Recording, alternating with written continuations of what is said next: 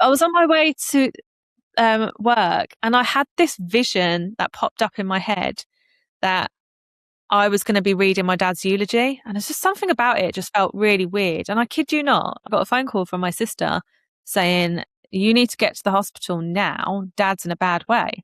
So I just went into a state of shock because I thought, "Oh, this is it," even though I didn't believe it.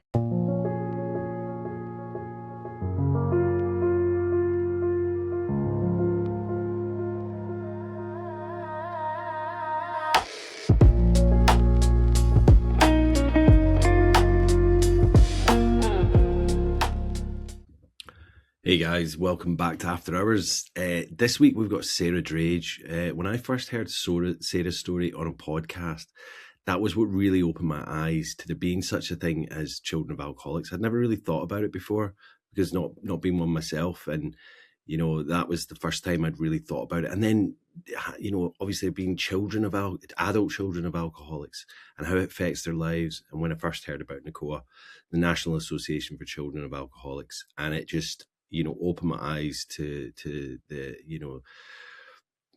the tragedy and the plight of these children. And Sarah's story just blew my mind. So I had to get her on the podcast. Sarah Drage grew up in West Yorkshire with a dad she absolutely adored, entrepreneurial, funny, forward-thinking, took her everywhere with him, and also an alcoholic. Not the kind you'd necessarily notice from the outside, not loud or obviously falling apart. The kind that hides bottles in the airing cupboard and buried in the garden, that drinks to maintain rather than to celebrate, that can hold it together just long enough to make you think it's fine and then can't. Sarah spent her childhood and teens trying to fix him, pouring drinks down the sink, topping bottles up with water, overachieving at school, going to university first in her family, as if somehow that might give him reason that he needed to stop. It nearly worked. She got him into a detox centre. She got 16 months of having her dad back, the real one. And then, well, this is an episode you have to listen to, really listen to. This is one of the most wide-ranging conversations I've had this season so far. We go everywhere. The mechanics of alcohol dependency, why removing alcohol from a dependent person can kill them, NACOA, social media addiction, the manosphere, emotional resilience, and why Sarah now believes it was never really about the stigma. It was about what her dad was running from and never been able to say it. As always, listen for the similarities, not the differences. Take care when listening also. I'll see you at the end. Here comes Sarah. Sarah, how are you doing today? Are you in the middle of this heat wave as well? Yeah. I know. Thank you so much for having me. To be honest with you, I can't believe quite how hot it is. Well, we're at the Isle of Man, and I think we're getting like 21 degrees or whatever, and people will be sick of me talking about the weather because this might not go out. Well, it'll be going out this summer, so it won't be going out in October or anything, but they'll be like, why do you keep talking about the weather? Because it's weather, it's hot. We're having a heat wave in the UK. I think they said today that this is going to be the longest sustained heat wave since the summer of 1976. Oh, wow. Okay. Growing up, we always heard about that. Our parents talked about it and they were like, oh, the summer of 76, even up in Scotland, it was absolutely baking. So, yeah. Oh, but you guys will be getting like 30 odd degrees over there.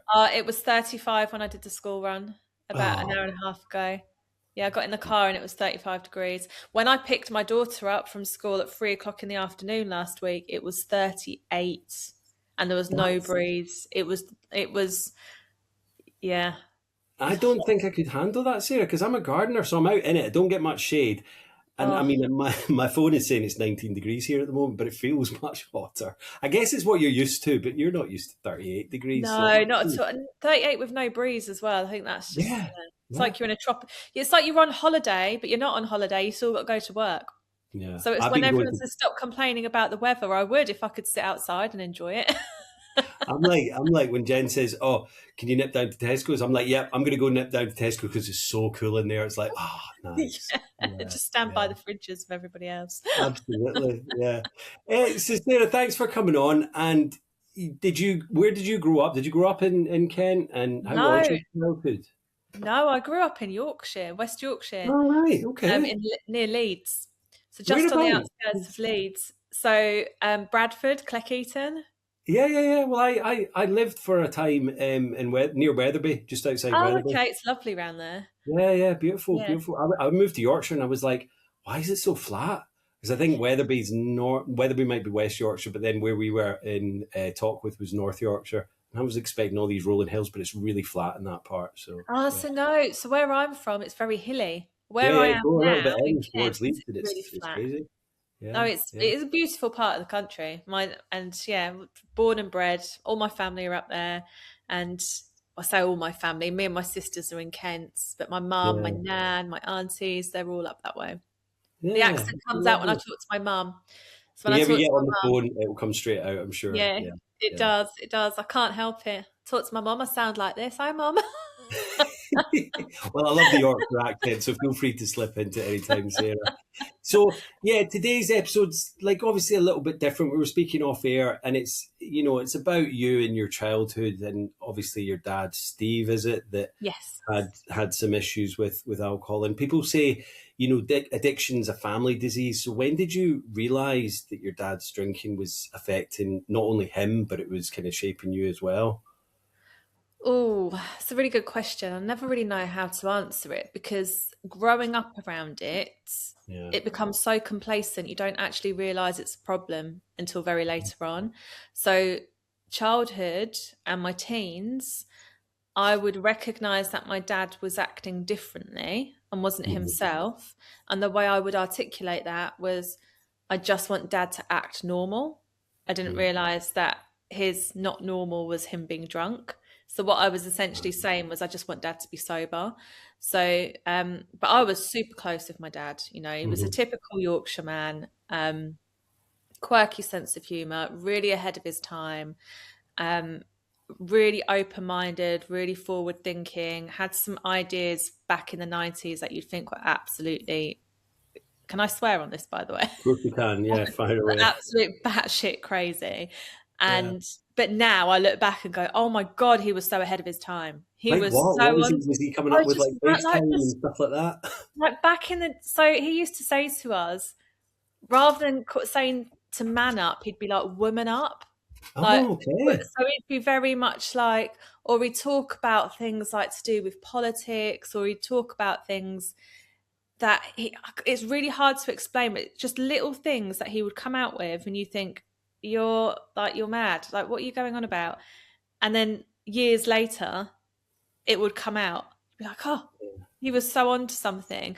But Like he being was very PC and not saying like, because I mean, like I grew up in the 90s, and I was watching something the other week, can't remember what it was, but it was like the language that we used to come out with, like the lads, lads, lads, and all that stuff. And I know there was Ladette culture and stuff, but like the stuff they used to get away with in the 90s, and I suppose before in the 80s, was just so sexist. And yeah, it was just I crazy. But think it sounds that's like what your he dad was kind of, wasn't. he He wasn't at totally, all. Yeah. no, he wasn't. Like, he was totally like, he had three daughters. Mm. So he Oh, was right. very much like, it was very much a case of bringing us up to be independent, Yeah. resilient. He had me ringing the cinema up at the age of 6 to ask for the showing times. And I used to think back then, "Oh, but I'm really young. Why am I doing this?" But Yeah. now as an adult, I'm like, so glad you did that for me, because now I'm really confident to talk, to speak, to articulate myself. Like, he'd let us challenge him back. He was just so ahead Yeah. of his Teaching you to time. teaching you to how to live, how to be confident and get on Yeah, in the world. Yeah. Because I yeah. guess he might have seen what was his job? He was entrepreneur, builder, Right. Okay. So flipping business and houses. He flipped yeah, houses, yeah. yeah. And had like he was cars. He had car lots that he had. The one that he set up is still there. It still exists. He's very creative, very like, and that's a big reason why I think he drank. I Yeah. think when I look back at my dad's brain, and it was absolutely magnificent when you really think about it now, that I think he felt so isolated and lonely Mm. and didn't have people around him to bring that out of him. I think that was a big reason, because he was such an overthinker, deep thinking. I mean, I was recently diagnosed officially with ADHD, and I was we gonna spoke ask. about Yeah. family backgrounds. And the psychiatrist who diagnosed me asked about my dad, and he said, although I can't say with certainty from what you're telling me, it sounds like your dad had Yeah. It ADHD. definitely was. It wouldn't surprise me. Um, but I am a big believer in, he had a great mind, but he Yeah. also had a very, very he was a very broken man. Hmm. He was although he was very forward thinking, he was also conditioned to believe that any kind of emotion that wasn't positive was a sign of weakness. So any kind of depression, any kind of anxiety, any kind of vulnerability was weakness. So his coping mechanism was drink, and we went through something very traumatic, which led to him having to up and leave, literally leave the country, go and live in France for a little bit, and it was then when I really started noticing How old him were you at change. that point? I was 7, but Yeah. I have very vivid, clear memories very far back into my childhood. My dad was a big part of it.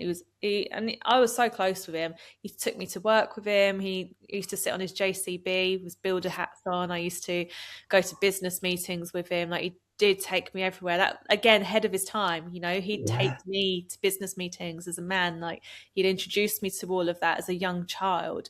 Take us out. Like, it was never really my mum keeps the kids at home, and he Mhm. goes off and does the man stuff. He was very much introducing us to be a part of all of that from such a young age. So I've got some Which I great memories. think, I mean, he's got 3 girls, and I'm not saying he was like wishing for a boy, but he might have been like, well, I don't have any boys to take down the builder's yard or, put on the JCB. So I'm just going to take my girls. And do you know what? Like, girls are, just as good as boys to do this. So I'm going to teach them how to get on in the life and world as well. Yeah. And I think Oh, and he absolutely did. He really did.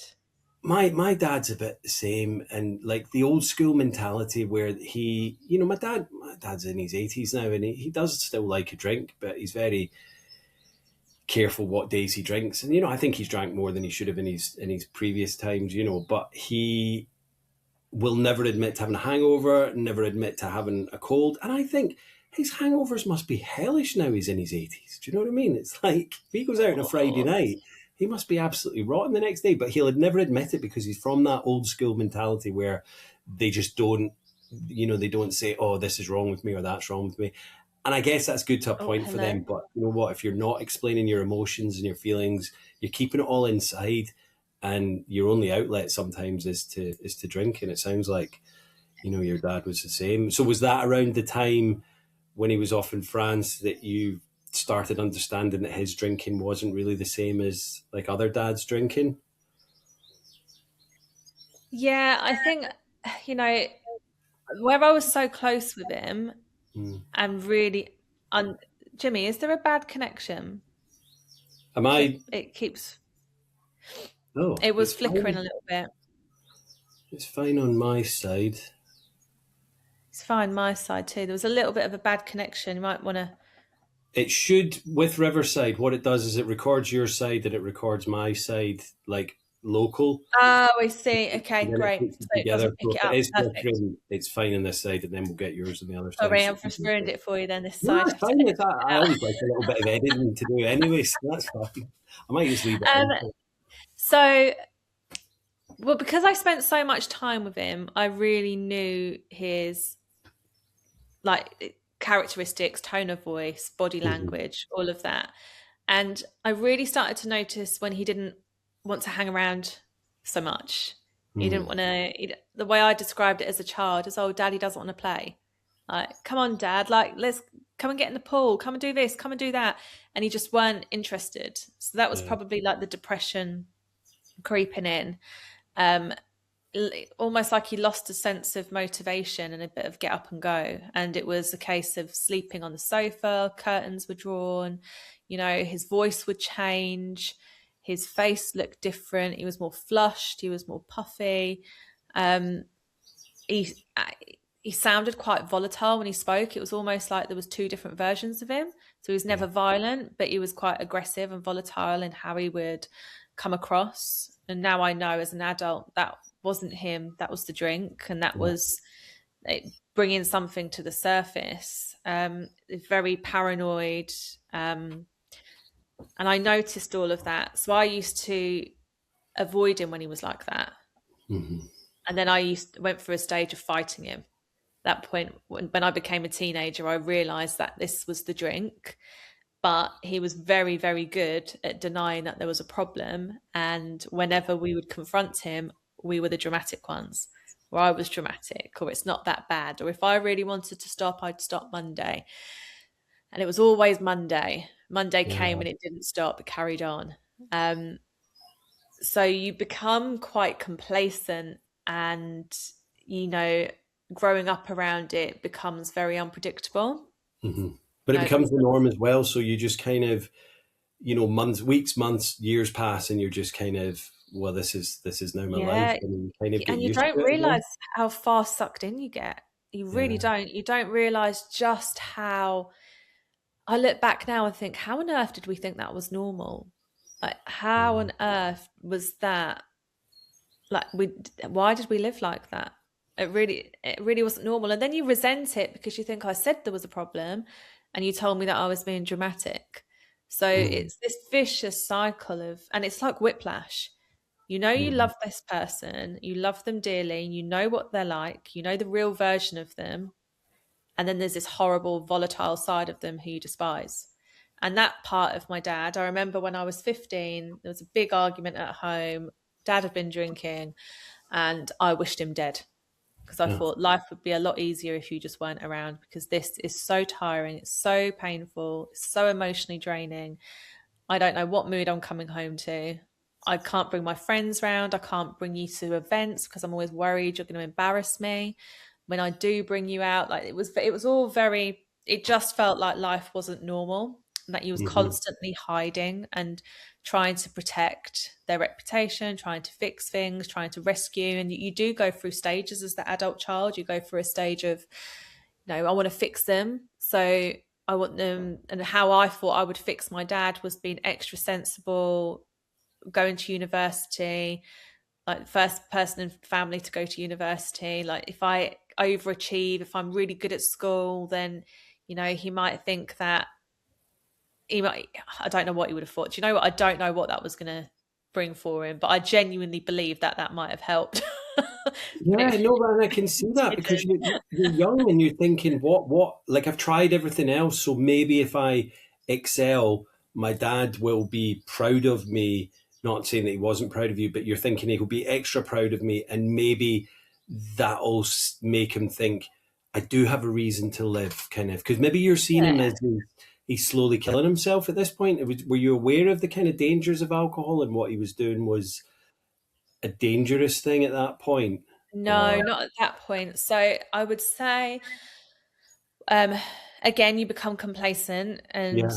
I suppose as well, not many people, and even nowadays, when I speak to people, people don't realize the dangers of No, alcohol dependency, and, I withdrawing from didn't. I alcohol didn't suddenly know can kill until I you. quit, and I was in my 40s, and I was like, well, I was 40, and I was like, because I always thought, I'm a bit of a lush, and if I drink, I'm fine, and I'm like, maybe if I live to like 60, 70, whatever, I'll get cirrhosis and all that. But I know people that have died of cirrhosis in their 30s. I've Yeah. spoken to people that are liver transplants, and they're in their 40s, and it's like, why is this not out there? Why do not more people know exactly how dangerous this can be? If Well, you're, it's and it's criminal, not really, like isn't they're it? all, sorry, what's that? Criminal, really, because you think about Yeah. cigarettes and tobacco, there's Yeah. warning signs plastered all over that, but you don't get the same warning labels attached to alcohol. No, I mean, I think they've stepped up and it now says this may be harmful to your health. Now, the truth is that it is. There's no safe level of it. So it's not, they have stepped it up from drink responsibly, which I think is a bit massive cop out. But it's like, as I said, I had no idea.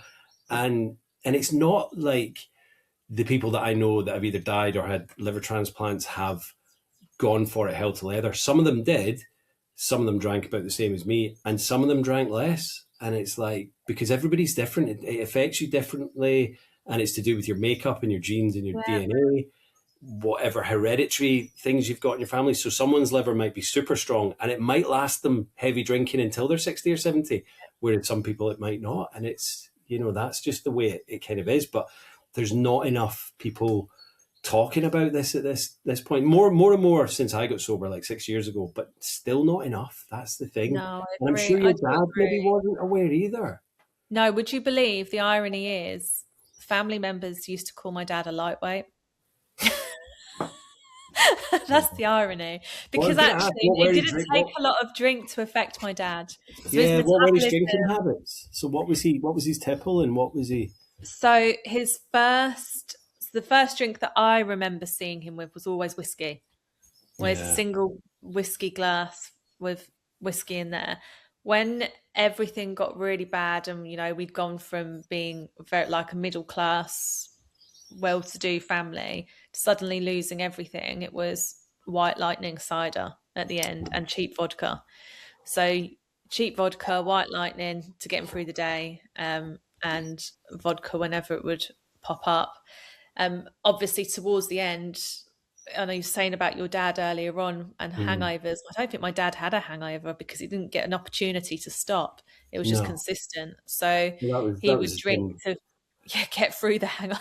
That was the same with me in the end, because it's not even a hangover then, it's withdrawal. And I knew that Yeah, if I stopped for a day, then it was going to be absolutely hell on earth, and I didn't want that to happen, so I couldn't let it happen. And that is what it becomes. I mean, people say, William Porter says in his book that a hangover for even a moderate drinker is a form of withdrawal. Your body is withdrawing from the yeah, alcohol that you've put in it. So, but people don't really think of it like that. They don't think they're dependent. But then when those neural pathways that we open up, that we have a drink, and that we know that that drink has now made the feelings of the hangover better, these pathways become cemented in, and you're like, oh, I know how to make myself feel better. And the more and more you do that, hair of the dog or whatever, then you're like, okay, I'm stuck now. This has yeah. become a habit. And yeah, I knew a guy when I was younger. He was a family friend, and they used to come round for dinner quite a lot. And he was a big guy,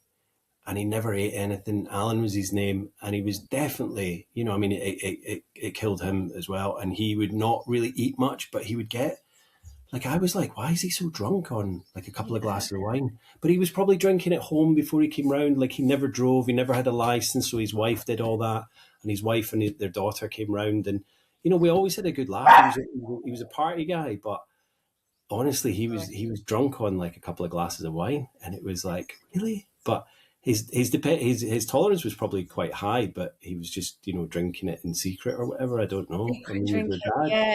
Do you know he did that as well? When he yeah. died, we found empty bottles behind the bath screen and in the airing cupboard, and it goes as far as buried in the garden. Empty ones or full Empty ones? ones, no, empty ones buried in the garden. Yeah. I Yeah, mean, I had like there mine was in a cereal stash boxes everywhere. behind the stem of the sink in the bathroom in the cistern. And it's. I was thinking I was really crafty, and I was the only one that did that. When I spent time in a detox center, I was like explaining to other people, and they were like, "Oh yeah, I did that as well." And I was like, "Oh wow, I thought I was the only one that did that." But it's anywhere you can find it, you hide No, it. it's symptomatic. Yeah. Those behaviours, though, I feel are symptomatic. So you've got, like, for me, for instance, I would pour my dad's drink down the sink or Mm. add water to it. So there was always something that I was doing to try and fix or trying to help or try to stop that behaviour. Mm-hmm. But now I look back, I couldn't have stopped it, and even just pouring it down the sink or putting water in there was deadly because I was removing the substance that was keeping him alive. Yeah. You just don't understand that at the time. No, because like, how were you? How were you to know it? What year was this really, when it was kind of getting towards God, the end? So it was so like, it really kind of, Jimmy, just one second. I'm really yeah, yeah, sorry. sorry. No, you're What, fine. sorry. I just need to check my daughters in the pool because I can't Yeah, see okay, them. of course, absolutely. Go and check them, sir. Stacey, you all right? Yeah. No, I'm not done yet, baby. I'm just checking that you're all right because I couldn't see your head. Come on. I'm so sorry. No, not at all. Not at I all. want to chat, but it distracts me. It really. That's my biggest fear. Yeah, I mean, I it's like can't see you, so where are you?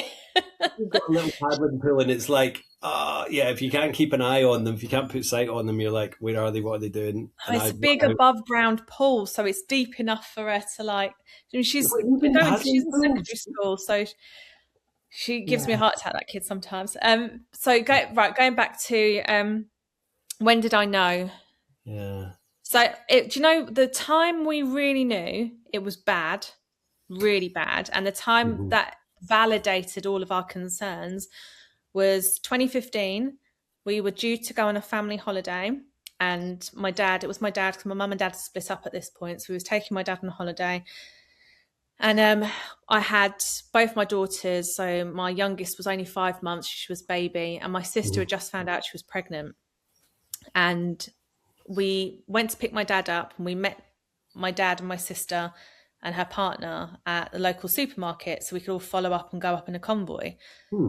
My dad was drunk, like really drunk. He'd From the he'd off. been sober. He'd been really good the week building up to it, so he could work. And as soon as his annual leave kicked in, he just got like absolutely off of his face, and he was volatile, absolutely volatile. And I'm the eldest out of all three girls, so Mhm. took one look at him, and I knew you're going to take at least 5 days to get over this. So you're not coming with us. I'm not having you ruin the atmosphere. It's one thing doing it for me and my sister, but you're not doing it for the kids. I don't want you Yeah. around the kids like this, so I'm taking you home. So we took him home, and he was saying some really horrible stuff, really horrible stuff. And I ignored it. I knew it was the drink. I thought, you know what? Get you home like this. After when I get back, we're going to deal with this, but you're going to see a different side to me, because right now I'm not putting up with this behavior anymore. So when we got back, I'd found out that he was vomiting blood. um he had really bad shakes, so we tried coming off of it, he tried stopping, and he was in a lot of pain, and he rang me crying, and I said to him, me and the girls spoken to the girls, and we're not going to see you until you admit you need help and you go to rehab. We don't want to talk to you until you've admitted that, because we've tried being nice, we've tried doing this like the loving way, we've tried doing it with tough love, and it's not working. So now this is what we're going to do. um, and he cried, and he agreed, and he cried, and he said, um, losing my girls is um, losing my girls is the worst thing that could happen to me, worse than anything that's happened to me. Um, so I'll do whatever you want. If you want me to stop, if you want me to go to rehab, I'll do it. And he was so good. And I was so proud of him, because I picked him up, we booked him in with the local treatment centre, and he sat in that waiting room, and I could see the embarrassment. I could see the embarrassment, the shame, and he was shaking. And he said to me, I've got to carry on drinking. I can't stop. It hurts too much. So I thought, fine. I didn't realise how bad it was. And we Because went to have, it's 2015, and I mean, like I speak to a lot of people, and I don't think there was even any podcasts. There definitely wasn't the social media no, presence that there is today. There was oh, not literally at all. AA, and if you'd heard about AA on the movies, it's a bunch of old men sitting in a circle saying, "My name's so and so, and I'm an alcoholic." That was it. That's all we knew about. Do you know what I mean? There wasn't smart Yeah. meetings. There wasn't different groups and stuff. So yeah, so you were out there, kind of not knowing what to do, and yeah. So who can The blame you for? stigma and the shame that comes with it as well, and the looks Yeah. and disgust from people. So it was Like the, really the tough. locality, I bet it was like, oh, there's Mr. Drage or Steve Drage, and he's an alcoholic, and it's like everyone will like cross the street and all that. And I'm not saying it was as extreme as that, but that's how people's mentality kind of still is in a way, but they're getting better, People are So getting better, but definitely people could see, or thought he was doing it to himself, and yeah, he only had himself to blame, and we were told that. But when we yeah. sat with that GP, so we got called in to see a doctor, and he checked my dad over. He didn't even talk to my dad. He looked at me. Well, he did talk to my dad, but he looked at me for the serious part, and he looked me dead in the eye. And it's, do you know, you have these memories where they just stick out in life. Like, you just know, if I have a life review when I die, that this memory is going to pop up. It's so significant. He went, um, under no circumstances must you take his alcohol away from him. And I hadn't said that I was doing that. It's like he knew. Yeah, He knew. He you went, knew. your dad is physically dependent on this. If you take it away from him, he will have a seizure and he will die. It is that serious. And I was a bit stunned and a bit taken back and was a bit like, oh, fuck. Yeah. I didn't realise it was that bad. And then the guilt comes flooding in because I thought, well, I've done that before. I filled it up with water. Oh my God, I didn't know this. And he said, we'll get your dad booked in for a diazepam detox. So there was a lot of medication he had to take, and it didn't happen in-house. It happened at home. So it was an at-home treatment facility that they offered. So it was just a detox. There was no aftercare in terms of mental health or why was you doing that. So he had his detox and he was dry drunk. Yeah. You know, we thought, oh, he's fixed. He's done. Yeah. Like, he's not drinking, but everything else is still there. Well, this is exactly what happened. And, you know, he was sober for a good 16 months and it was brilliant. I got my dad back. I got that dad back that I was talking about at the beginning of this. You know, I could ring him, I could talk to him, a man ahead of his time. Anything that worried me on the news or on telly, I'd ring him. I could chat to him about anything. He'd come and pick me up. I remember one time, and I was 25-year-old woman off the train coming back from London, and I parked my car in a car park, which was a 10-minute walk from the train station, and it was raining. It was pouring with rain. And he rang me because he was like, he always used to ring and check in, like always used to worry about us. He says, what are you doing? I said, oh, I'm about to get off the train. Oh, it's really raining. And he went, I'll come get you or drop you off to your car. So he come out, picked me up to take me to my car. And there was those kind of things, you know, if I would have said to him, Dad, it's 3 a.m, come and get me. Like, Dad, my tyre needs fixing. He'll come and fix it. Like, he was just so brilliant. And I just remember feeling this overwhelming, like, sense of love. Like, I've got my dad back. Like, you know, this is the man that I looked up to as a little girl. This is the guy that I used to ride the JCB with, wear the yellow hard hat with, go to business meetings with. This is my dad.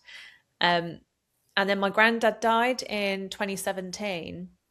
My dad and my granddad, is my dad's dad. He absolutely adored his dad. And he relapsed after that. He relapsed hard. So we were always told, if your dad goes back to drinking, then he'll go for something stronger because he won't get the same effect and it'll probably kill him. And he went straight to the vodka, a litre a day that we know of. Yeah. And he went in hard, really hard. And how old was he at this point? 59. It was a week before he turned 60. Exactly 1 week before he turned 60.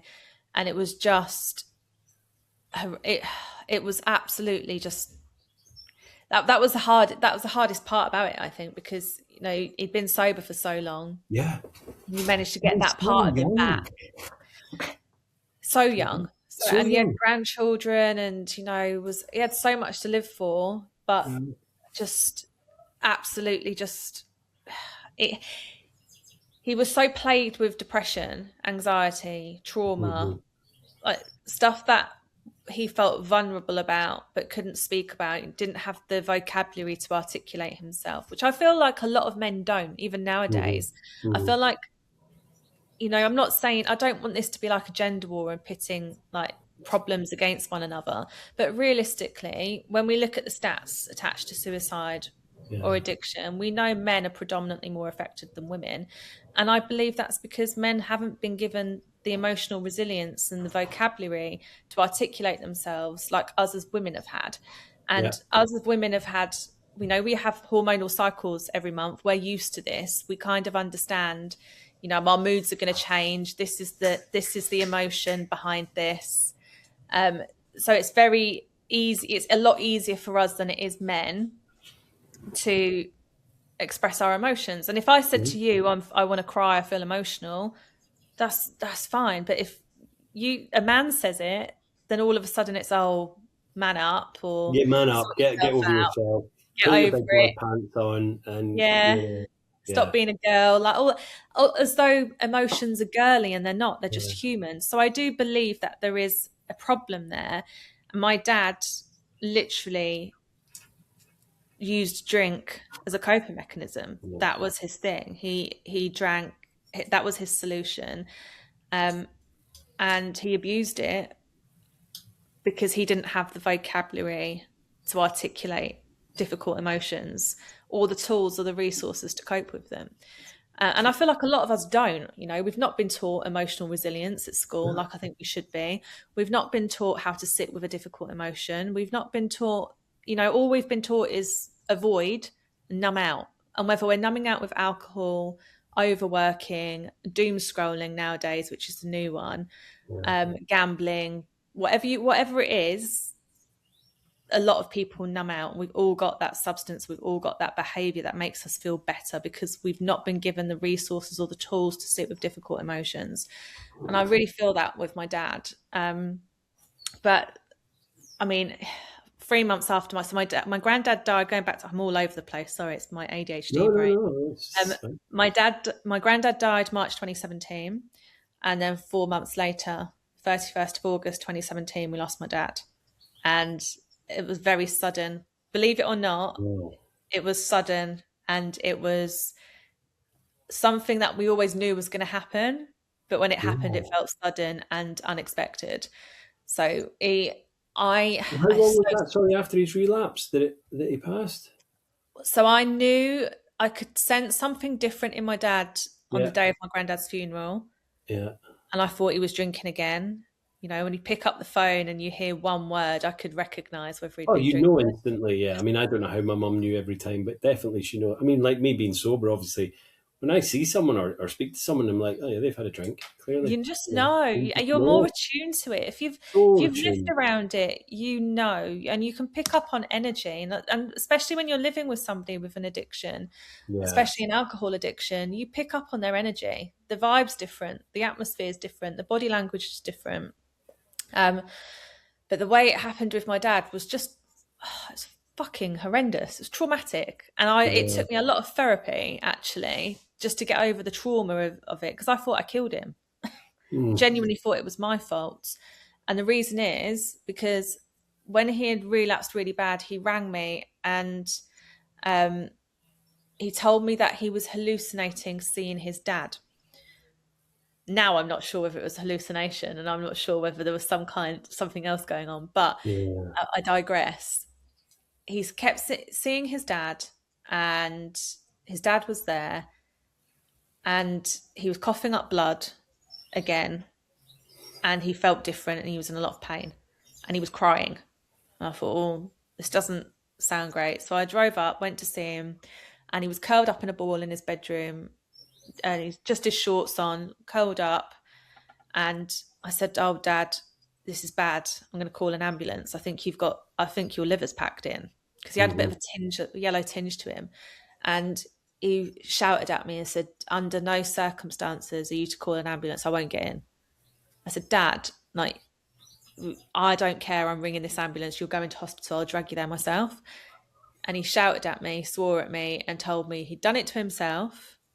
He doesn't want to waste doctor's time, and he'll get over it himself. So I said, well, I can't watch you do this to yourself. And I walked away, and I went shopping.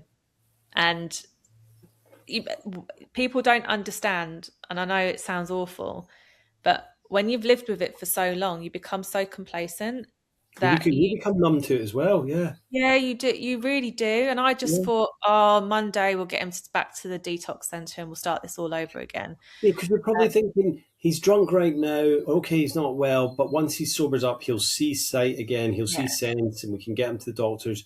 You're not thinking, the worst of the worst is going to happen. Oh God, not at all. Yeah. And after that, it didn't cross my mind. And I went shopping, I went to a barbecue, and that was it.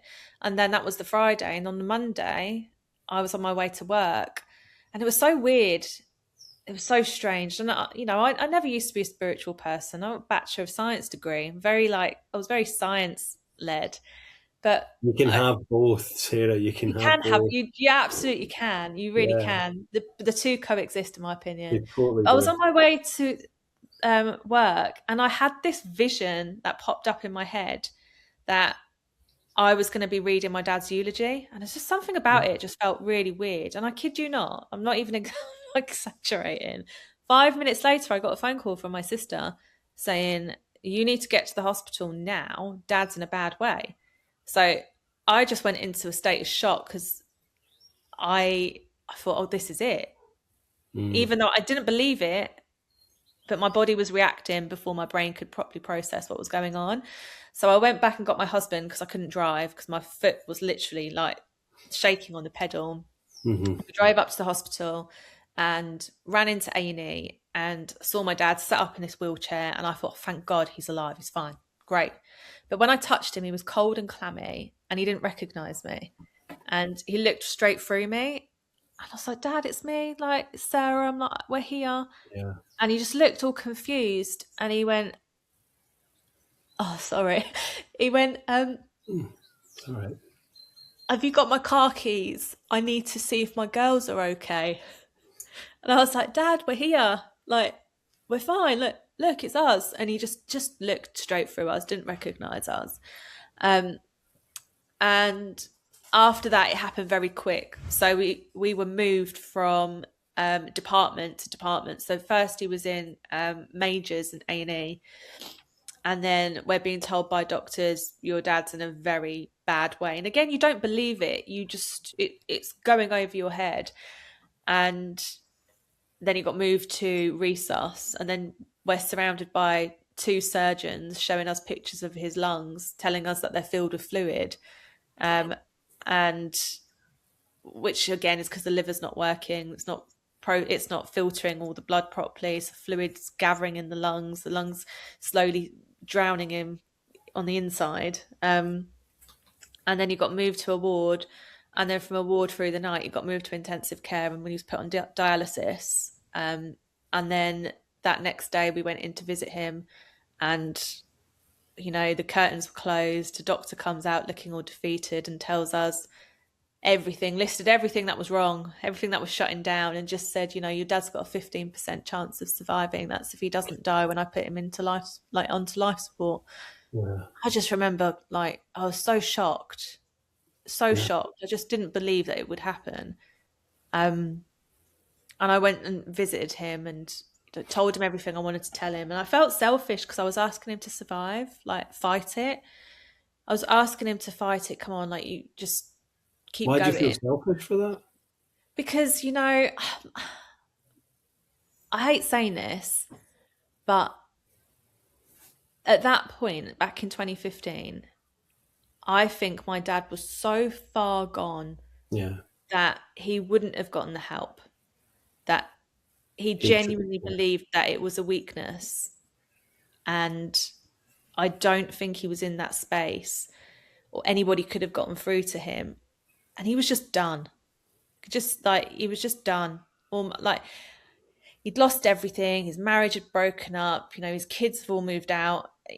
My dad was just, he was done. Yeah. And even if he would have survived by some miracle, he would have been really badly brain damaged. Yeah. So I did feel selfish. So I went away because at this point it was on life support. I thought, I can't watch this. And it was my husband that convinced me to come round and speak to him before we turned him off, just to, say goodbye. And I did. I just told him thanked him for raising us to be independent and strong and all of that, and wouldn't be the women we are today without him, and how we didn't blame him, and that it was okay to go. It's fine, we'll be okay, and just wanted to give him that permission to do that, and that we didn't think any differently of him. And it was very quick. It's within 30 hours of being admitted to A&E, we're switching off that life support machine, and that was it. He's gone. And at that point, I remember feeling like I was at a crossroads. I could go down that route, and I'm very much my dad's daughter. I could become like that, or I start my journey into healing and working on myself, so my girls aren't doing this in 20 years' time. And thankfully I chose the latter. And there was a part of me when I first started advocating and campaigning around stigmas where I was a big believer that alcohol killed my dad. It's alcohol's fault, and the big alcohol companies that are profiting off of people that are And they maybe are, like you could argue that they are, but I blamed alcohol for all of it. You know, the stigma, hated anybody who stigmatized, anybody who judged, because there were so many comments and looks that my dad would get and people would say. And I'd always go, yeah, but what about smokers? What about people who eat the wrong foods? You're not stigmatizing them when they're in hospital. But I did a TED talk about it, about the stigma killing my dad. I hate it now. I actually think it wasn't the stigma. That was our problem with the stigma. And actually, my dad had a responsibility to heal and to look after himself, regardless of what anybody else thought. Being affected by the stigma was our own ego battle, because actually it doesn't matter what anyone thinks. When you're really secure within yourself, it has an effect on you, and I'm not denying that. I'm not denying that at all. It does have an effect, but the stigma wasn't the problem. Yeah. I think it kind of propelled an excuse, and not just that. So the stigma wasn't the problem, and alcohol was just a solution. It was never about the substance or whatever behavior, whatever substance. It wasn't about that. It wasn't about the addiction. It was about what he was using it to cover up. Don't get me wrong, and this is the nuance. I think there's a lot of nuances when it comes to drinking.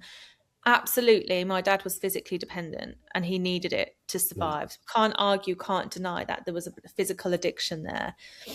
But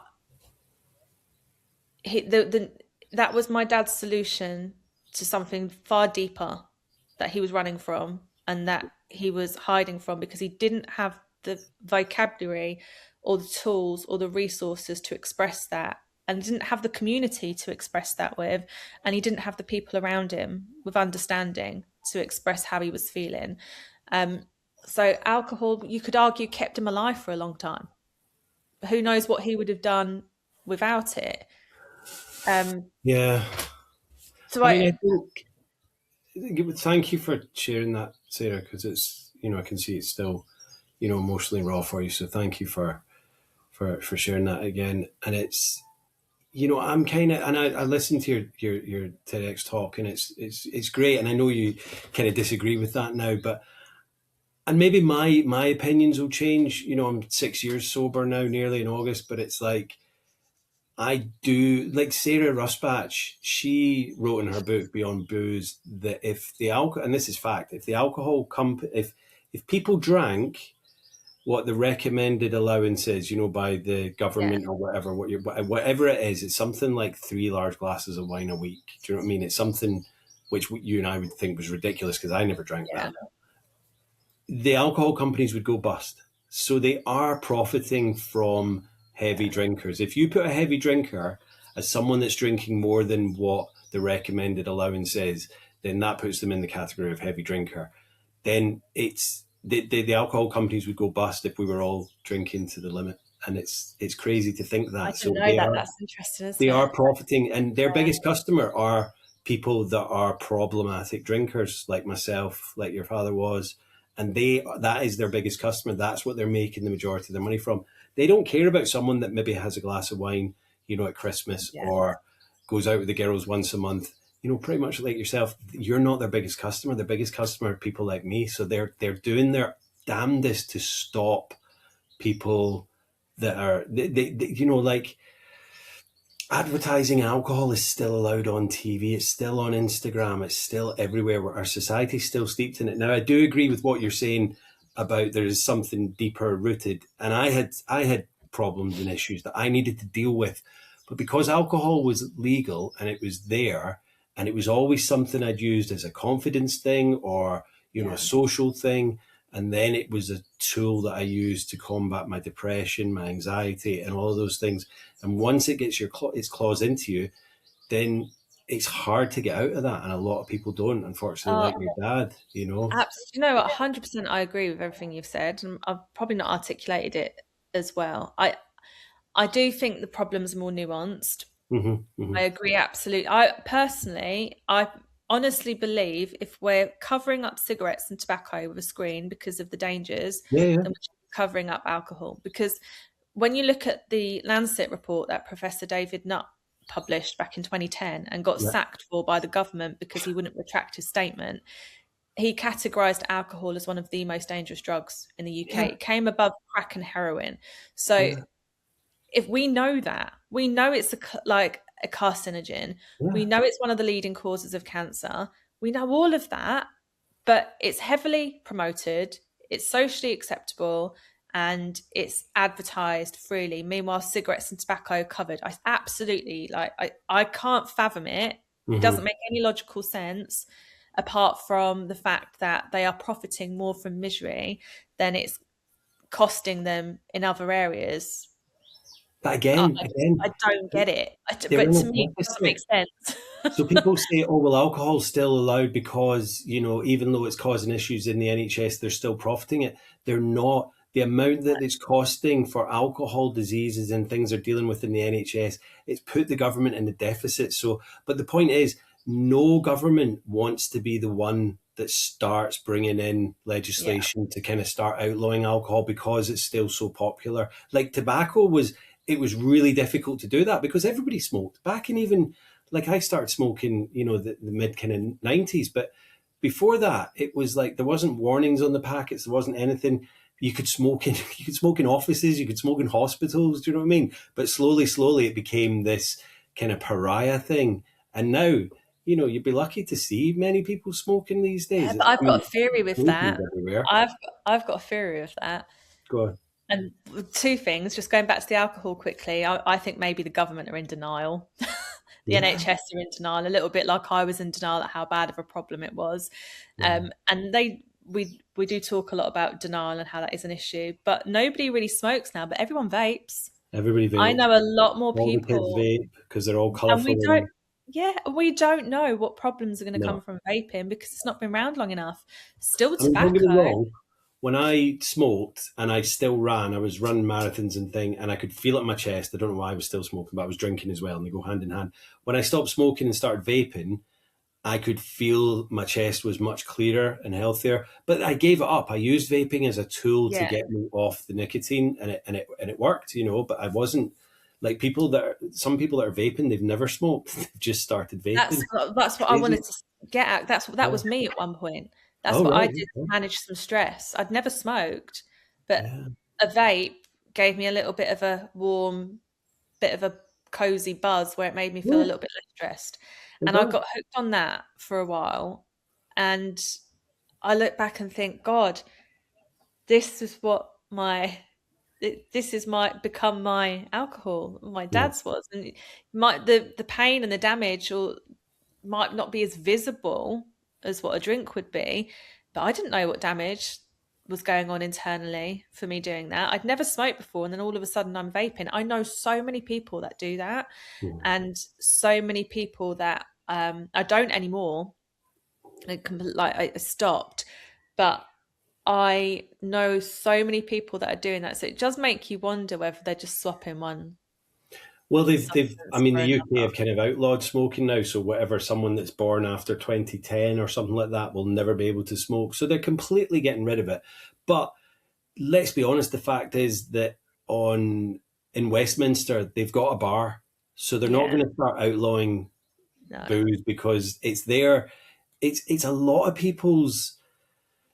It is a lot of people's coping mechanism. Now, I'm talking more about grey area drinkers, people that are just, they're not at levels like myself or your dad were at. They're just using it when they've had a stressful day at work or a good day at work. It's celebratory, it's, commiserating. And they're just having this glass of wine here, glass of wine there. And then suddenly that becomes like, like I know people that will probably easily drink a bottle of wine a night. Not every night, but they'll do that and they won't think anything of it because they'll feel fine the next day. They can go into work, but it's their stress reliever, just like what you were doing with the vape, because it's a socially accepted thing. But actually that bottle of wine it's linked to 200 diseases, breast cancer being a massive one, and like 7 types of cancers. And I just think more people, the people that I speak to, and I bet they're bored of me saying it, but people that I know over here that still drink and all that, I don't harp on them, and I'm not judging, but they don't know. And I think when I tell them, they're in disbelief. They don't want to believe it because there's not a big billboard or there's not a sign on the bottle, if they've not seen concrete evidence, it's just me, an ex-alcoholic, telling them, they're like, well, you just did it too strongly, you did it too hard, and you did it wrong, so that's how you ended up having a problem with it. And I think there is still that, like, I'm not disagreeing with you, because stigma is a massive thing, but it's a difficult thing to put blame on, because people do still have stigma about it. They think if you're an alcoholic, if you let it get to that bad, it's your fault. You're not doing it right. It's like, I didn't wake up in my mid-30s and think, right, I'm going to drink solidly now to become an alcoholic. I didn't do that. And I don't actually know the time when it flipped from me being a recreational drinker to being a problematic drinker. But one day I was, and I was like, when did I get here? Because I've now been doing this for 3 or 4 years, and it's not a problem. You started off as a grey area drinker, I can imagine, just like my dad did.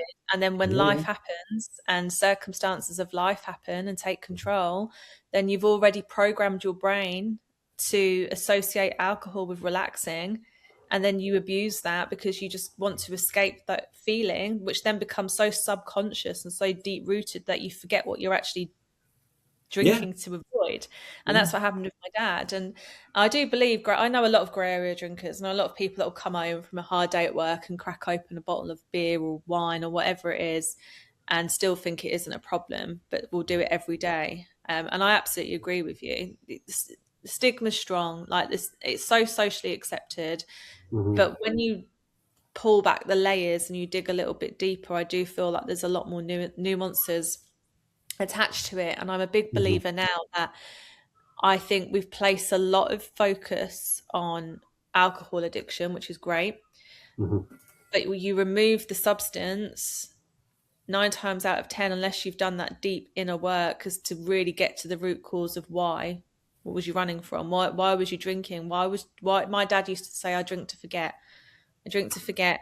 Forget what? What was you forgetting, Dad? What was it that was so traumatic and difficult? And again, and what the difficult thing is with this is the resources aren't available. It's very easy for somebody like me to say, go and get therapy, go and do this, go and do that. But for a lot of people, that's not available to them for whatever reasons, whether it's financial, whether it's it's just not accessible to a lot of people. So there is a little bit of a disadvantage there when it comes to financial statuses as well. I think if you've got the money, great, you can invest it into going to rehab, getting the help you need. But if you haven't, then you're essentially quitting something, going through that withdrawal period, detoxing, to then maybe get no help, no support, no community, which is so important for somebody that stopped drinking. That's a massive part of their sobriety, and maintaining their sobriety is community, is healing, is work, doing that inner work. My dad just didn't do that. He skipped that bit. And we all thought, oh, he's not drinking now, it's done, don't talk about it, brush it under the carpet, it's not a problem, until it's replaced with something else, or until they relapse. My dad didn't replace it with anything else. He white knuckled it. He got sober, detoxed, and he white knuckled it for 16 months. Didn't even until go to AA or anything like that. Tell a lie. He swapped it for ice cream. He used to tell me he eats ice cream all the time. Sorry? I was going to say he didn't go to AA or anything like that. He just ate ice cream. He did one session of AA and said it weren't for him. And just couldn't find that community. But again, it was the embarrassment. He didn't want to sit in a room with people and admit that he was vulnerable or call himself an alcoholic. There is a stigma attached to it. But I think my thing, when I talk about it goes deeper, I think we have to get comfortable as a society with being vulnerable, because vulnerability and having an emotion is a human experience, and we're focusing so hard on tapping out of human experiences. I did it with painkillers, and I did it with vaping to tap out of human experiences, because I couldn't sit with it. I didn't have the resources. I didn't understand what I was running from, and I didn't understand how to sit with difficult emotions, because all of us have been brought up to brush it under the carpet, don't make other people feel uncomfortable by talking about it, or just not having the vocabulary to articulate it. So people do, they find themselves tapping out. And I do think I've met a lot of people that have given up drink and they've gone to something else, and that might be an obsession with, I mean, I'm a social media manager now and I see it all the time, and people, and I've said this before and I got absolutely like scrutinized for it. I think phone addiction's a big thing. I think we talk about children of alcoholics. I genuinely hand on my heart believe in the future we're going to have a whole generation of children saying that my parents weren't present because they were on their phones all the time. Like they weren't interested in me because we were always on our phone. Like I think I genuinely believe that's going to be a thing. But I also think that we're going to have a whole generation coming up behind us that don't know how to socialize face to face because they're constantly on their phones, and there's so many different WhatsApp groups. I can't even keep up with them. And it's like this whole, like, you've got to have the funniest meme to send back to people. You've got to, it's like, you can't just be witty in a conversation nowadays. You have to be witty with sending memes back and forth and doing this and Snapchat or whatever. And it's what you were saying there, like, we're all kind of, we've been taught to numb out from or get distracted from an early age. Like if you fall over when you're little and you scuff your knee, what does your mum or dad do? They put an ice cream or a chocolate bar in front of your face to distract you from the pain. And it's like, you're suddenly like, oh, okay, this chocolate bar is good. I've forgotten about that pain. No, I'm not saying that kids need to just sit there and scream the pain out, but maybe they do. Because when I got sober, I rented a little cottage up in the hills once. I'd kind of, I was nearly a year sober, and I was like, people were saying, oh, is that a bit early? Because I was living with my parents and that was fine. I was building my business, but I was like, I need to get out and do this on my own. And then I was like, I've spoken about this many times. I was like, right, do I want a TV in there? I was like, no, I'm not going to get a TV. I'm going to write my book, which I haven't finished yet, but I'm getting there. But it's like, I didn't want any distractions. I wanted to start learning how to be okay with myself, because I didn't know how to do that. I'd never done it before. All I was doing in the past was, when the noise was in my head, I would drink, and I needed to just have some way of kind of stopping the noise. So I even went back to like a basic phone for a while. I had my laptop, but I was only watching films on it. I wasn't just sitting watching TV or anything like that. And, I was rarely listening to music at that point.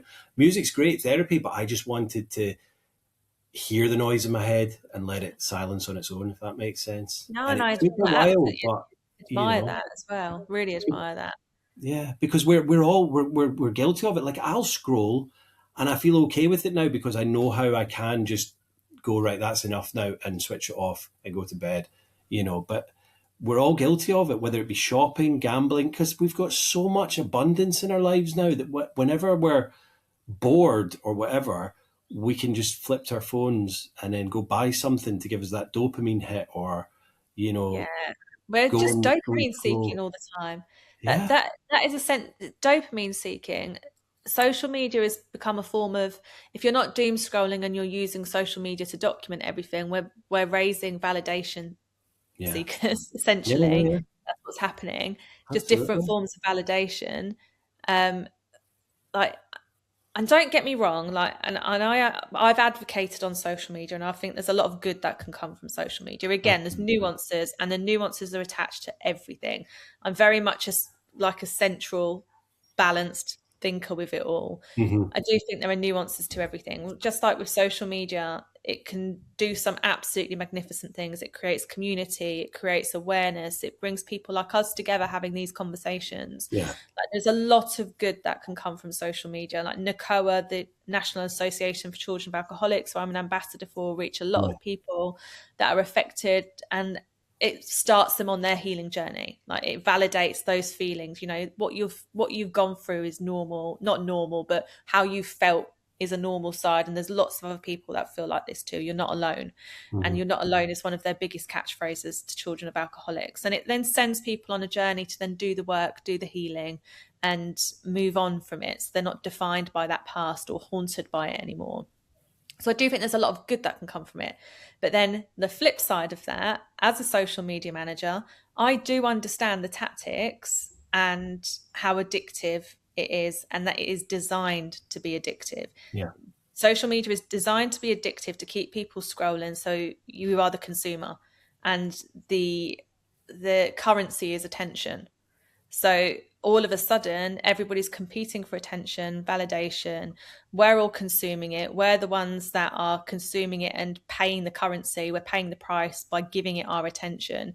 So it's just sucking, like, and this is the thing. There's no awareness, no understanding around it. No. And all of a sudden now there's a massive increase in phone addiction, which, when we're really honest, it's not phone addiction, it's social media addiction. Social media. Yeah. That's what it is. It's social media addiction. And I did get scrutinized for having this conversation recently, because I do believe I feel like there was parts of my dad that neglected me growing up as a child, because he was addicted to his drink. How is that any different if my dad was head in his phone all the time, neglecting my needs? What if I would have ran off into the road because his head's in his phone? Or the comparison. What I'm basically trying to say in a roundabout way is that I do feel like alcohol's a massive problem, and I think there's a huge stigma attached to it. But I think addiction in itself is the problem that we should be tackling, because there are lots of things you can be addicted to. And I've known a lot of people with lots of different addictions, and the symptoms are all essentially very similar. And the ripple effects through families are all very similar. But what I think we've got a habit of doing nowadays is we rank addictions according to how socially acceptable they are. So an alcohol addiction, that's socially acceptable now, because if you stop drinking, really, like, good for you, that's great. Yeah. The next epidemic that nobody wants to talk about because it is taboo and because it is stigmatized, and it massively, predominantly affects men, I think like 95% men, is porn addiction. We're not talking about that because we don't want to talk about it because of the stigma attached to it. But you look at the repercussions of that, and that is immense. Huge, affecting immense relationships and all sorts of things. Like the ripple effects, and men will laugh and go, "Oh, there's worse things to be addicted to." I disagree. I would say actually the ripple effect of that, and what that when you look at it with an open mind and you look at it from different perspectives, the ripple effects are huge.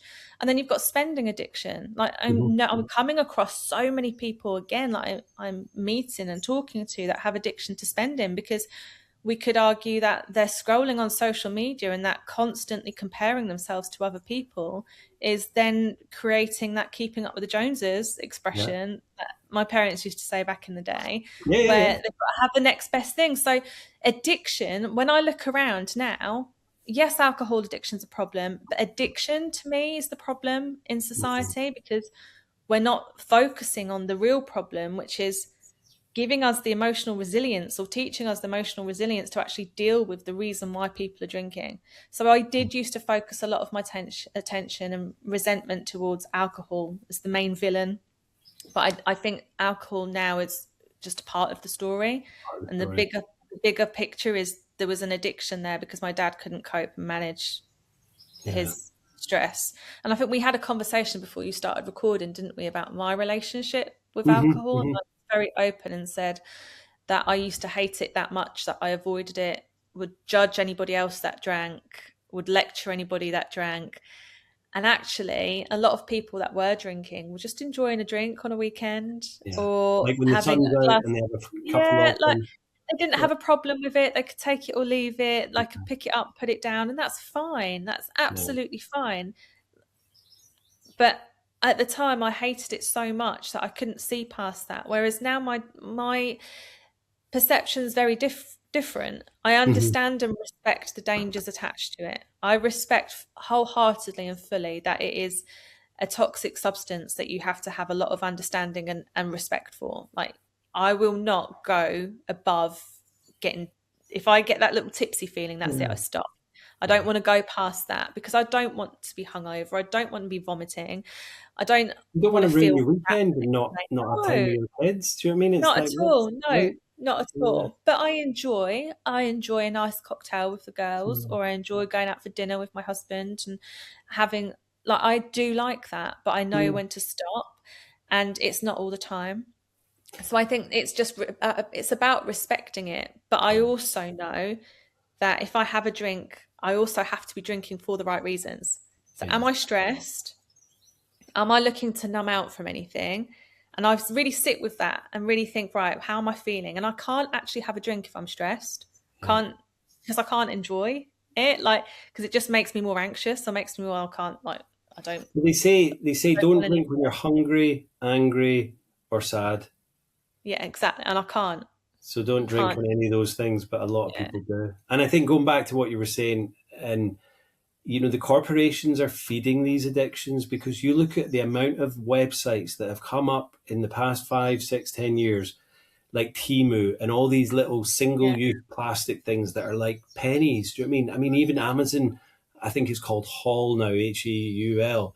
And it's basically like a Temu site on Amazon where you can go in and buy absolute tap for like pennies. And then you've got all the what's the shopping one called? I shouldn't be endorsing them, but do you know what I mean? The it's not Primark. What's the one online? Oh, Shein. Love it. Shein, yeah.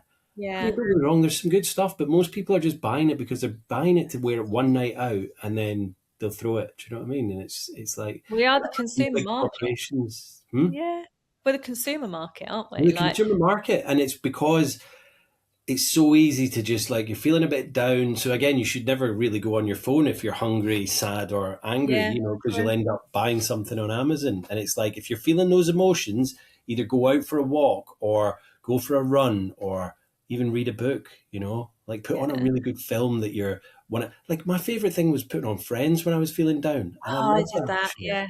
People used to laugh, and I'm like, I don't care. I love Friends. And it's like, I don't think it's on Netflix anymore, but if I was ever feeling really, really down when I was drinking and all that, I'd just watch an episode or two of that and it would make me feel better, rather than, I guess that was when I was getting sober as well. It was like, rather than going and getting a drink. I'm not saying that Friends is a substitute for alcohol. No, I know what you're saying.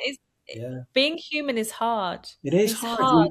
And we live in such a time, and I know people will be like, oh, the world is absolutely messed up at the moment. They've got an absolute clown running one of the most powerful countries in the world who gets away with whatever he wants to do. We don't, I mean, I know we're not part of the UK and the Isle of Man, but we're kind of, you guys can't seem to hold a prime minister for more than 6 months or whatever. So like, what are they? Yeah, absolutely. The cost of living is so high, and they say that addiction is rife when it's dealt with a lot more in poverty, when people are sadder and they've not got the finances and all that. But because we're all struggling, we're all like on the breadline and all that. I mean, I've got a good job, my wife's got a good job, but we're still not absolutely minted. We still scrimp and save for holidays and things like that, and if something happens with the car, it's like, oh God, do you know what I mean? 5 years ago, you'd have been a lot richer than what you are now. Yeah, absolutely. So life is tough. And I know a lot of people, it's easy for them to go, well, you know what? I'm going to have a bottle of wine tonight because I've had a really shit day at work and it's going to make me feel better. But it's like, it's not, it's that instant gratification that we all seek. It's not going to do it in the long term, Like my wife will have a drink every now and then. She really doesn't drink a lot. But if we go out for a meal, she'll have a glass of wine. And that's fine. I'm never going to say to her, why are you doing that? Because she didn't have the problem that I had. And I think everyone, I always say we're all fucked. We're all fucked. We've all got something going on and we're all here to learn a lesson. And whatever that lesson is, or whatever we're going, whatever we learn in life or we go through in life, I do genuinely believe we've all got our problems.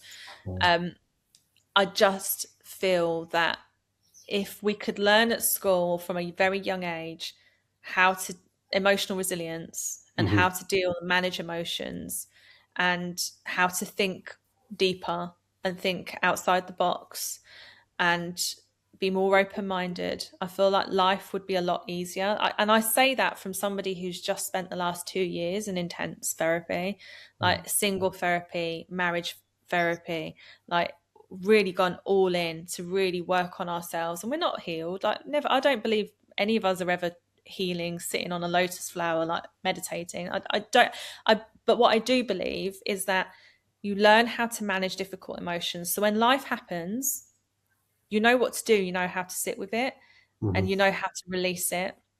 When we lost our dog in January, we were absolutely devastated. It was like losing a human. It was absolutely awful. I took everybody out into the car to scream, to let it out, because there was so much grief and so much emotion that it needed to come out. I just sat with it, grieved, and just understanding what to do in those situations and not park it because I've done that and I still do that sometimes. And things are really difficult. You find yourself parking it to the back of your head and thinking, oh, I'll deal with that another day, or it's not that bad. But it leaks out. It always leaks out subconsciously or leaks out somewhere else. So I think the biggest issue that we've got in society is that we don't teach the very basic fundamentals of how to be human, and how to actually live aware of our own emotions and be self-aware. We're not taught that. And if we were taught that, I wonder, and maybe the reason we're not taught it, and if you really want to go down tinfoil hat conspiracy route, maybe the reason we're not taught it is to keep the consumer market alive. If we're taught how to manage our emotions, are we going to be buying on Amazon late at night? Are we going to be doom scrolling on social media? No. Are we going to be consuming adult content or drinking or taking drugs? Or if we know how to sit with our emotions and deal with them and manage them, do we need anything like that to tap out? Probably not. No, I reckon a lot of, no. and 80% of disease, physical disease, this is another stat, and this isn't, I think this is an NHS stat, don't quote me on this, but 80% of physical illness is caused by stress. Yeah. So it just baffles me. We know stress and our mental health is so important. So why aren't we teaching this from a young age? Why are we not taking the kids out to the countryside and teaching them how to, I don't know, climb a tree, fish and exactly. weave things and from, making old school baskets, going back to that old school stuff. Not everybody needs English, maths and the sciences. Yeah, it's good to learn about where we all came from and all of this kind of stuff, but not everyone's going to use that. But that's the fundamental building blocks of our school. And I do think capitalism's in its death throes. I think it can't go any further. I mean, we're literally scraping the bottom of the barrel here with everything at our fingertips. It's constant, the processed food, the sweeteners and everything, the sugar and everything. It's just our world is just completely surrounded by quick, easy, quick gratification.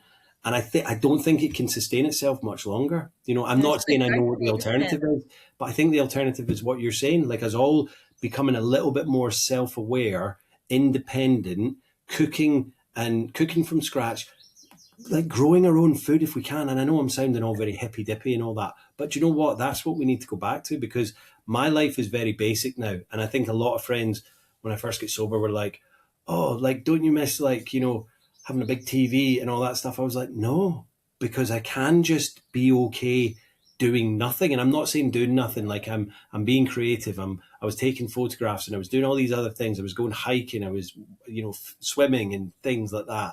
But I wasn't just numbing myself out of life, and I think, like you're saying, a lot of people are doing that because life is mental. It's fucked up. We're living in a society of this constant, my phone will just ping up I had to turn my notifications off the news because I'll tell you a story. When Ukraine got invaded by Russia back in 2022, so I'd have only been 18 months sober at that point, and I went straight down the shop and bought a bottle of vodka because I was convinced this was it. Do you know what I mean? This was World War III. We were going to get nukes launched and all that. And I was like, well, I'm going out drinking a bottle of vodka. I'm going to numb myself out to it. So I ended up driving to work every day with this bottle of vodka in my bag. And then eventually it went under the bed in my room. And I'd only told one friend about it. And eventually after a couple of months, because I was like, I'd kind of settled down and I was like, I was okay. I don't know if it was fear. It was just more kind of defiance. And I was like, well, I'm going to go out my way instead of, blind and flash the light or whatever. And she said, I think it's time to pour that down the sink. And I did. Like, the top had never been cracked. I never even sniffed it. And then I poured it down. But it was mad that I went and did that because I thought the world's gone. We're fucked. This is the news, isn't it? And how many more times has that happened recently? I could say something similar with the whole war in Iran. Yeah. I was so convinced that it was pointless me investing in my business because nobody's got money. We're all gonna die. And everyone's we're going to have World War III. Nobody's got any money. Nobody's going to want to spend anything. So it's pointless me having a business. And you can't think like that. And it's hard. And it's easier said than done. And this goes back to the whole social media stuff. The news survives off of how many people are watching. So they have to make it as entertaining and as addictive as possible to keep you going back. And the only way they're going to do that, good news doesn't sell. Good news never sells. It's only like the bad stuff that sells, that keeps the attention going, that keeps people coming back and watching and consuming, keeps people arguing with everybody. It pits people against one another. And that is keeping everybody stuck and people frightened and anxious and scared and feeling that they can't, like they've got no future, because the news is constantly telling you, oh, what the world's going to end is this, there's UFO files coming out now and the Epstein files and all of, and you know what, there's so much where you think, God, like it does feel like doomsday. It does. And there was a thing recently where the social media, I think there was a documentary on it where Facebook were, I think they were fined, not that much, but it was because they knew that the stuff that they were letting through, the shocking stuff, was the stuff that people were stopping on and not scrolling away past. So they knew that that was the algorithm, and they knew that the more shocking stuff they put out, even though I think it was TikTok, and there was these young kids saying that they were seeing some horrific stuff, and they would hit the button and it would say, don't want to see any more of that. And they would say, yeah, it would maybe stay away for a couple of days and then it would start coming up again. And they were like, we constantly keep saying we don't want to see that anymore. But because TikTok, Facebook, YouTube, all of them, they know that the stuff that they're getting people lingering most on is the shocking, horrific stuff. So they've got this fine line between something that's obviously completely, inappropriate, or it's borderline. People climbing up buildings and hanging out on the edge. Like, that stuff keeps coming up on my phone and it gives me sweaty palms, and I'm like, I don't want to see it, but it keeps coming up, because it's like right on the edge of shocking stuff. And it's the algorithm. The algorithms rewards whatever gets the most clicks. Yeah. And there are ethical ways to do it. I do that. Yeah. That is my job, and I work with a lot of very ethical businesses and sobriety coaches who don't want that kind of content. No. So we work on different strategies and we work on pushing different stuff. So there are ways, I know there are ethical ways it can be done. Of course. But you are right in the fact that anything controversial or shocking is rewarded by the algorithm, and then just ranks you higher, and it keeps feeding the addiction. And it's the wars of Facebook, TikTok, and YouTube. That's what they're all, and Twitter, I guess, to an extent. But they want to be the top, the best of the best. And like you're saying earlier, like my social media algorithm, there's the odd stuff that pops through, but the majority of it's recovery stuff. It's all about wellness and healthy stuff and all that. But it depends on what you're scrolling and what you search for. Mine is obviously 6 years of kind of honing it into that way, because that's all I really look at. I don't go searching for other stuff, because I don't spend a lot of time on social media, if I'm honest. It's mostly, putting content out myself, but the rest of the time I'm not scrolling, because I would say I've got bored of it. So I've kind of moved away from it in a weird way. I guess it's to do with what I did. Done a lot of work on yourself. Done a lot of work on myself, but I still see a lot of people, doom scrolling, and I'm like, just get off that. What are you getting from it? And they're like, it's the content creators. I think I sat in a podcast recently, and we spoke about like the ethical side of sobriety on social media, and how a lot of content creators use that same tactic and that same strategy to keep people stuck. So if they're trying to market something or they're trying to sell something, especially around sobriety coaching or like therapy, or not so much therapy because they're a lot more limited as to what they can post. But when it comes to sobriety coaching, let's say for argument's sake, or any kind of coaching, then the strategy is to keep you stuck, validate that. If I don't know, it might be validate your feelings towards alcohol, like alcohol's bad. We all know that. But rather than giving you the solution on how to move past that, okay, we know it's bad. What are we going to do about it? Because we can sit here and play the victim. It's bad, it's bad, it's bad. Or we move past it and we work on ourselves and we move forward. But what a lot of people do is they'll use content that validates that anger, keeps you stuck in that place of anger. And the solution to their goading you is their breath work or their book or their podcast, like that's the solution. Like, you want a solution to stop feeling like this? Come and buy my coaching, come and do this, come and do that. And where coaching at 100 quid an hour isn't accessible to a majority of people, a lot of people, again, there's that disadvantage there financially, because now a lot of people are left doom scrolling market funnels, and like sales funnels is what they are, giving you free content that still keeps you stuck because the solution is hidden behind a paywall. So you've got a group of people that haven't got access to treatments or getting better because it's all stuck behind. And I know I'm not saying that is marketing at the end of the day, and that's how most companies market their things, but I think there's like on social media especially, it does take advantage of people in vulnerable spaces. Of course it does. And it's like this thing that's happened, you know, like incrementally, whilst we've all been unaware of it, you know. Like, I'm 46, and like, I knew a world before the internet, before smartphones, before having even, you know, anything on your phone at all. But it's suddenly just like, oh shit, it's everywhere, you know. But we didn't ask for it. We never said this is something that we need in our lives. It was just there. And then suddenly everyone's vying for our screen time. And, you know, I mean, I hate to even look at what my screen time is on there, because it probably will be phenomenally scary, because, you know, like I said, I'm not on it that often, but I'm on it probably more than anything else on my phone. You know, I don't make that many calls. You know, I maybe text, you know, my family and you know, people like that. But the social media, because of the content that I create, is probably going to be way higher. But we didn't ask for it. And now suddenly we're going to see in the next 5, 10, 15 years a massive problem that's come from this. You know, like they said in the old days, oh, if you watch TV, you'll get square eyes and all that. TV was fine. It didn't really bother anyone. But this is dangerous because you can't get away from it. It's there when you wake up and it's there when you go to bed. And it's not regulated. No, you know, you go, somebody, it's very easy to go viral, believe it or not.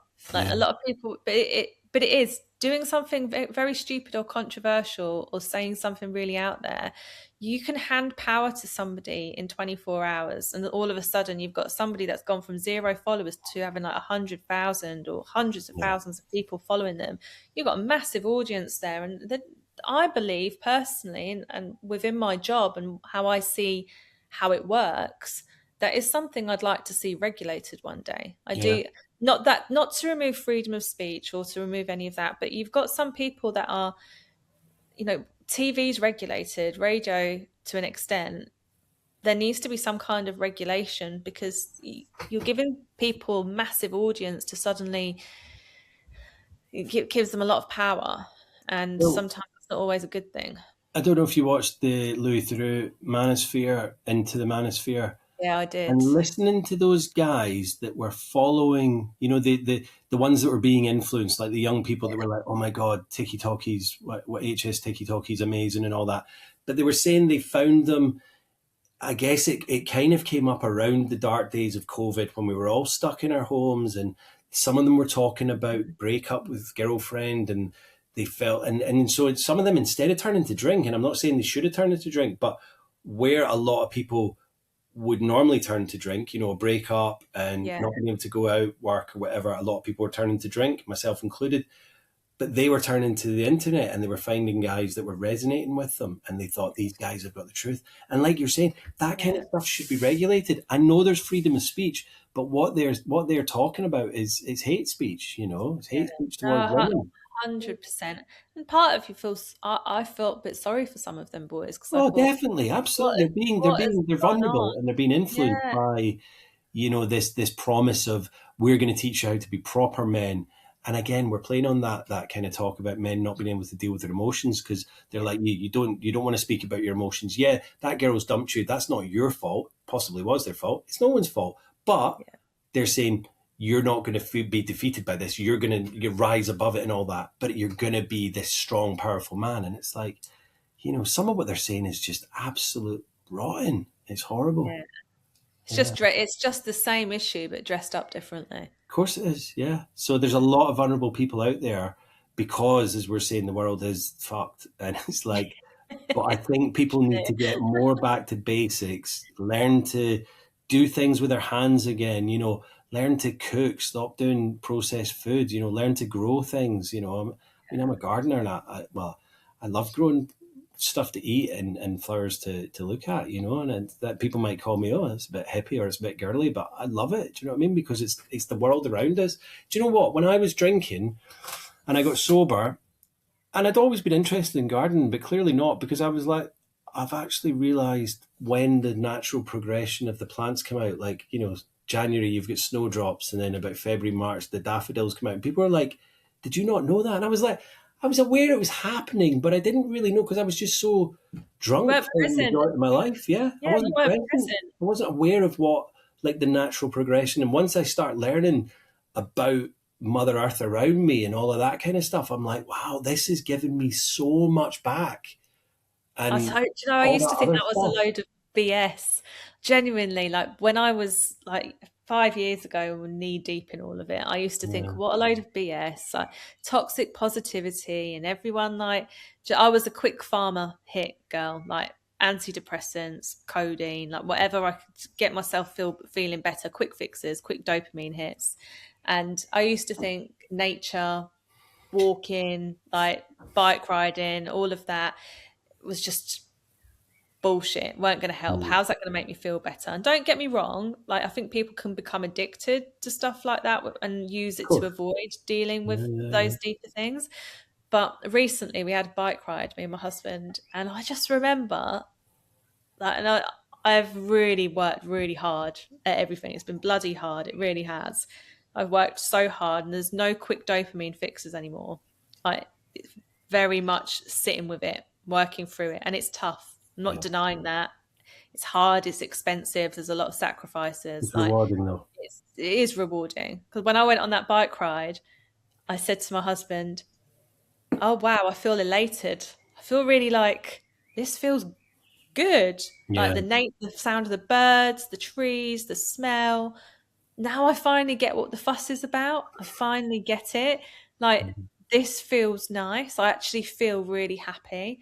And just feeling happy in just the everyday mundane stuff, and not the I'll be happy when this is sorted, I'll be happy when that's sorted. It's just sitting with life, just the mundane monotony of life, and just genuinely being content with it and being okay, like, because it's all right. It's all right. Do you know what I mean? It's like, and then if you are feeling a bit down and all that, I'm not talking about, extreme depression and things like that. Sometimes I'll have bad weeks and I'm like, and then, but it passes, And I know there's that saying, this too shall pass, and people find that a lot of crock of shit. But actually, do you know what? It's true. And if you get yourself in a good place by doing the work and getting yourself to being in an all right place, then life isn't so bad. No, it's not. But I feel what's happened is because you've got two extremes, haven't you? Like, I do feel where we've got well-being culture is great, but it's become a very profitable culture now. And I think there are a lot of people that look at it as very condescending and very patronizing. So when you've got somebody telling you, yeah, life's this, life's that, it's great when you do the work, and sobriety is amazing, and it is, but nobody talks about the shit that happens in between all of that, and the effort and the sacrifices and the expense of it. Nobody talks about that, or talks about what it is that you've got to look for, or how you get to that point.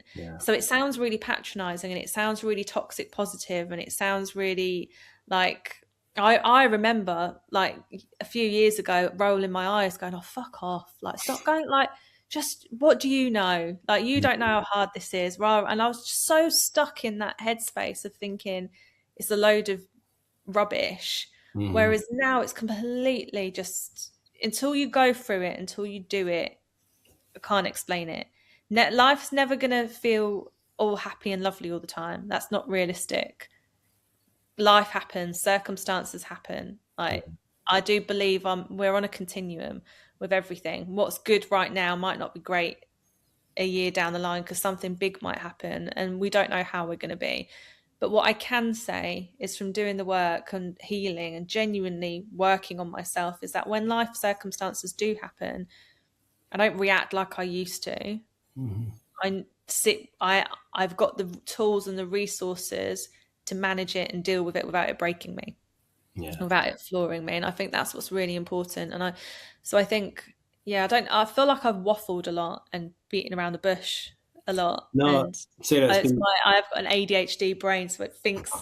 I've loved every minute of it, and I was just going to say this is probably a great time to kind of close it up, because do you know what? Like, it's called After Hours with Jimmy Thistle, and you know what? I don't want it always to just be about recovery, and I want it to be more about wellness. And I think what we've discussed today, has just been amazing. Exactly what I kind of want the kind of progression of the podcast to go as well. Because it will be mostly about recovery and stuff like that. And I thank you so much for, I know it's tough to talk about your father again, but I think what you're doing and what you're advocating is just so commendable, and you've done amazing things with NCOA. So thank you so much, and thank you for coming on.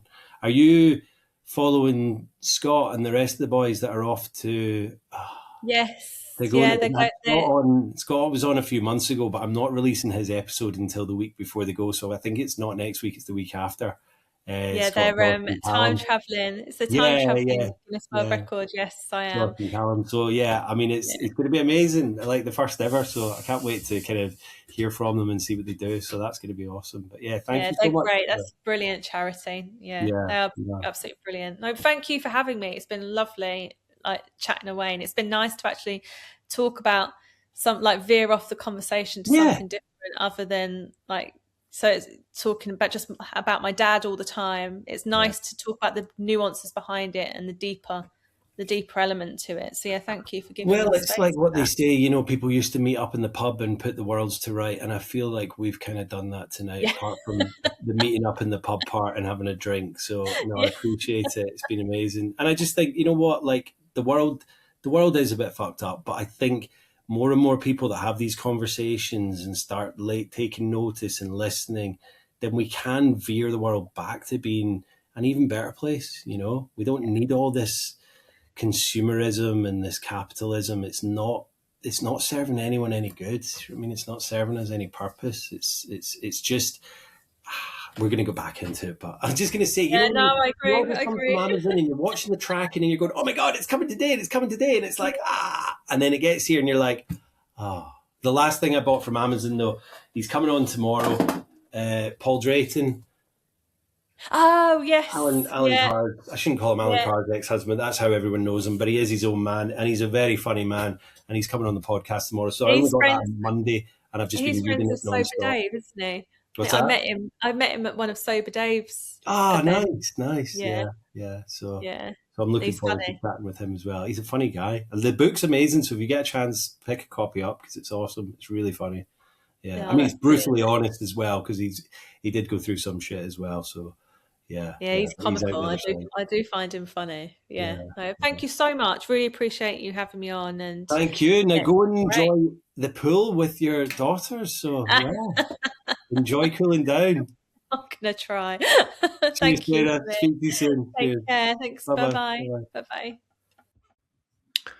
And that's Sarah. Thank you so much, Sarah, for coming on. What a conversation. The thing I keep coming back to is the moment in A&E, her dad in the wheelchair, cold and clammy, looking straight through her, and she's saying, "Dad, it's me, it's Sarah, look." And he's asking if she has his car keys because he wants to go and check the girls are okay. Even at the very end, he was trying to be her dad. I also keep thinking about what she said about pouring his drink down the sink. She did it to help him. She was a teenager. She loved him. She was desperate. And a doctor later told her that removing the alcohol from a physically dependent person can cause a fatal seizure. She nearly killed him trying to save him, and she didn't know. Nobody told her. That is a failure of information. That is a public health failure. And NCOA is trying to alter that and change it and raise awareness. And the bit about the 16 months, she had him back. She genuinely had him back. The one that picked her up from the train station in the rain. The one she could ring about anything on the news. The one from the JCB in the yellow hard hat. And then his dad died and it was gone. Sarah, thank you so much for coming on, for what you do through NCOA, and for talking about your dad with such love. He sounds like a remarkable man who never got the tools that he needed. NCOA's details are in the show notes. If you grew up in a home affected by parents drinking, go and find them. You're not alone. As always, guys, thank you so much for listening right to the end. take care of yourselves, stay safe, stay sober, stay supportive. Leave us a 5-star review or a 1-star. Leave a comment. But I'll see you next week. Thank you so much again, Sarah. Take care. Speak to you all soon. Bye-bye. Love you.